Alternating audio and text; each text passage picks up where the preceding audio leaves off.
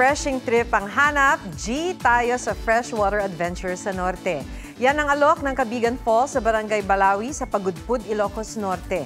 Bago marating ang talon na may taas na 87 feet, kailangan munang mag-trek ng 40 minuto. Mapapawi naman ang pagod sa malinaw at malamig na tubig na kayang languyin ng mga bata at fur babies. Napapaligiran din ang talon ng matataas na punong kahoy, kaya presko.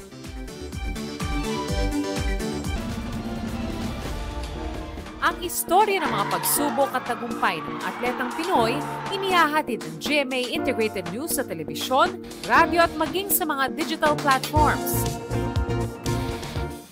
Ang lahat ng ito ayon kay GMA Senior Vice President and Head for GMA Integrated News, Regional TV and Synergy Oliver B. Amoroso, commitment ng GMA Integrated News para suportahan ang mga atletang Pinoy at isulong ang Philippine sports. Tiniyak niya yan sa harap ng mga sports director sa ginanap na CHED Second Annual Tertiary Sports Leaders Congress.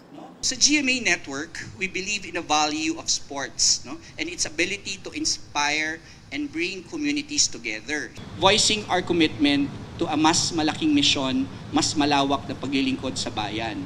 Kasama dito ang pag-push namin ng Philippine sports. What GMA has done in documenting the life stories of athletes is really commendable. And it is important because it is done in an assembly where we have put together all the sports directors, the coaches, the sports officials of all the universities in the country. Ginawaran ng CHED ng Sports Leadership Award ang GMA Network para sa strong collaboration nito sa CHED Sports at pagbibigay ng extensive coverage sa CHED Sports programs at events. Gayon din ang pagpapakita ng strong partnership sa CHED programs at activities.